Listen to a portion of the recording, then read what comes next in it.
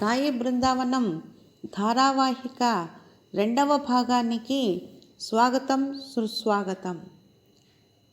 శ్రీ సాయినాథ చాలీసాలో చెప్పిన విధంగా పశుపక్షులను ప్రేమించి ప్రేమతో వాటిని లాలించి జీవులపైన మమకారం చిత్రమయ నీ వ్యవహారం అనే దానికి ఉదాహరణ సాయి బృందావనంలో పావురాల పెంపకం. సాయి బృందావనంలో మొత్తం 47 పావురాలు ఉన్నాయి. అవి పెసలు గింజలు ఆహారంగా తీసుకునే దృశ్యం కడు కమనీయం, హర్షదాయకం. బాబావారి జీవితాన్నే ఆయన సందేశంగా స్వీకరించి అడుగడుగునా అమలు జరుపుకుంటూ వస్తున్న సురేషు బాబా భక్తులకు మార్గదర్శి. సాయి బృందావనంలో సురేష్ గారు గోశాలను నిర్మింపజేస్తున్న సమయం. గోవును కొనాలి అని సురేష్ మనసులో సంకల్పం. నీవు నా వైపు 1 అడుగు వేస్తే నేను నీ వైపు 10 అడుగులు వేస్తాను అంటారు బాబా. మనందరకు విదితమే. డైమండ్ హాల్ సుబ్బారావు గారు వీరు కేవీబీలో ఉద్యోగస్తులు. సాయి బృందావనంలో గోశాల పూర్తయ్యే సమయానికి శ్రీ సుబ్బారావు గారు దంపతులు 1 ఆవును దూడను సాయి బృందావనానికి బహూకరించారు.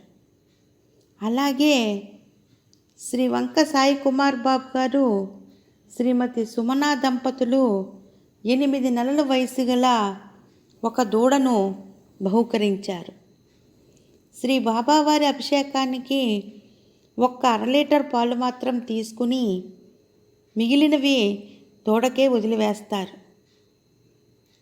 సాయి బృందావనంలో ఉన్న పావురాలు గోసంపద సురేష్ గారి కనుసరణలలో బాబావారి దయతో దినదినాభివృద్ధి కావాలని కోరుకుందాం.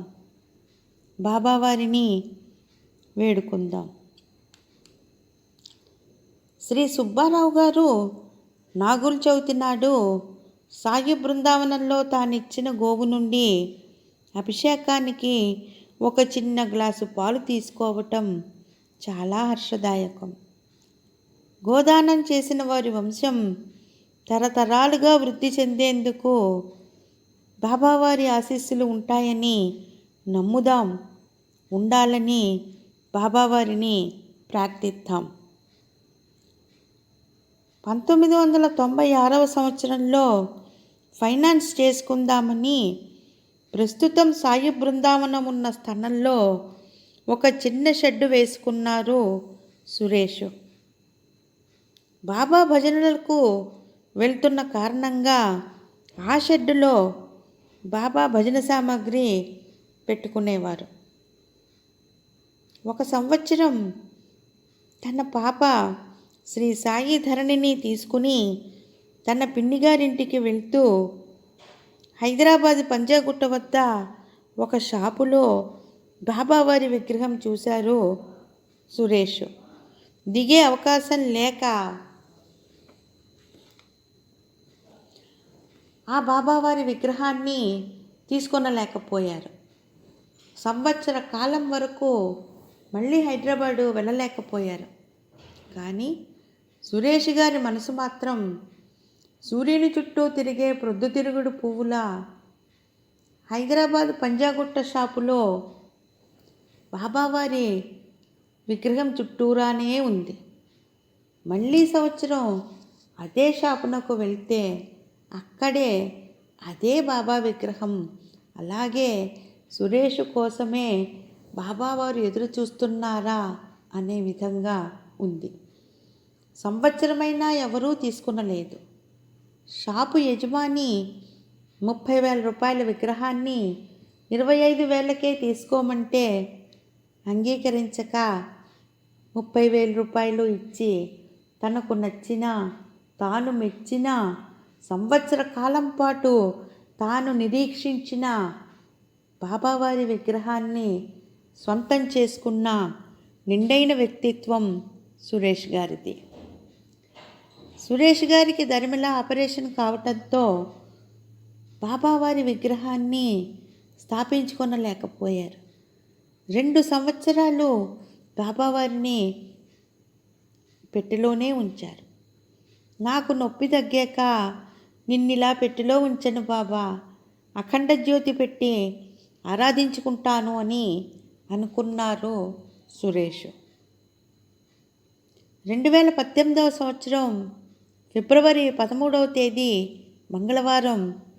ఆ రోజు శివరాత్రి. పంజాగుట్ట హైదరాబాద్ నుండి తెచ్చిన ఫైబర్ బాబాను స్థాపన చేసుకోవటానికి సురేష్ అన్ని ఏర్పాట్లు చేసుకున్నారు.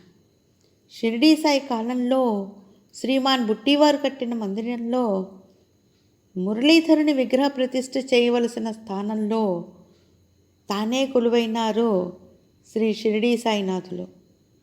అలాగే సాయి బృందావనంలో సురేష్ గారు ఏరి కోరి 1 సంవత్సరం నిరీక్షించి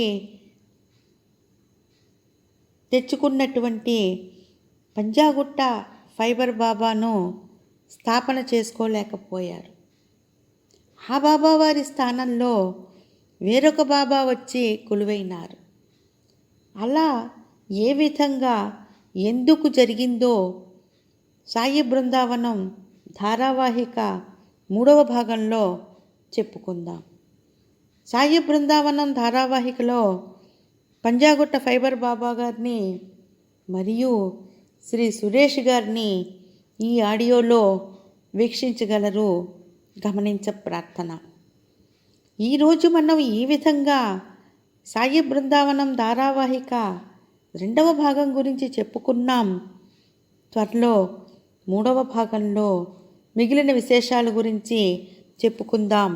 జై సాయిరామ్.